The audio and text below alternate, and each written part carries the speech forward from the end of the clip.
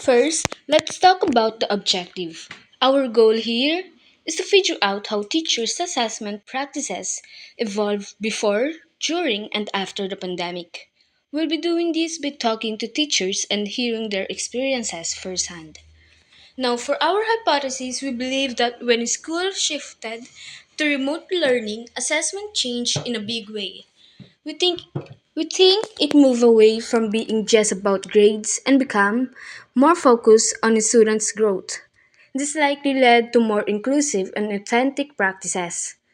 So why is this study so important? Well, by understanding the changes, educators can design better assessments in the future. Assessment that not only support a wider range of students but also maintain academic integrity in a world where technology plays a bigger and bigger role in the classroom. For Teacher 1, before the pandemic, this teacher relied heavily on traditional methods like tests, quizzes, and recitations. However, they felt these methods often favored rote memorization over true understanding. When the shift to remote learning happened, they quickly adopted digital tools like Google Classroom, quizzes, and Kahoot. While these tools were new and exciting, the teacher faced major challenges dealing with the students cheating. Now, after the pandemic, they've found a balance. They kept the useful digital tools but have decided to drop take home exams to avoid the issues they face with academic dishonesty.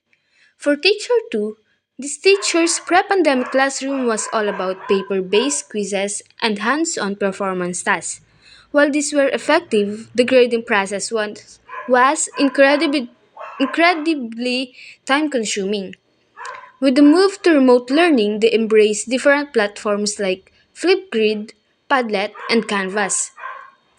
This change allowed them to move away from rigid tests and instead focus on open book and project based assessment assignments.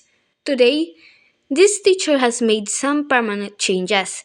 They've kept the multimedia projects that they found so effective and have completely abandoned rigid traditional testing in favor of more authentic assessment. So first, let's look at their pre-pandemic practices. For Teacher 1, assessments were heavily based on memorization heavy tests. This was a stark contrast to Teacher 2, who used paper-based quizzes and performance tasks that were more limited in their scope. Next, the remote tools they adapted. Teacher 1 went to platforms like Google Forms and Kahoot, while Teacher 2 chose more creative and collaborative tools like Flipgrid or Padlet.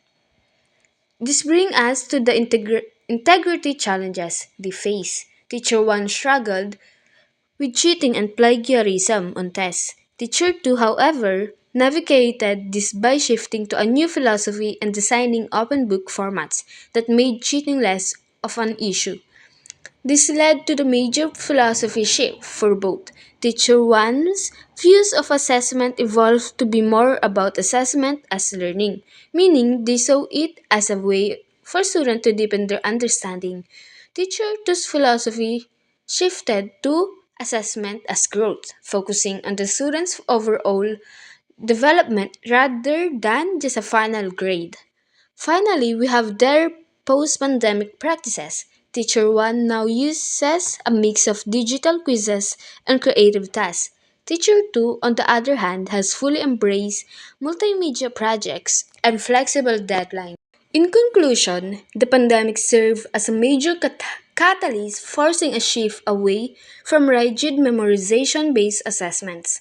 As we've seen both teachers move towards more flexible, student centered approaches, they now place a high value on creativity, giving meaningful feedback and listening to the student's voice rather than just focusing on a traditional final grade.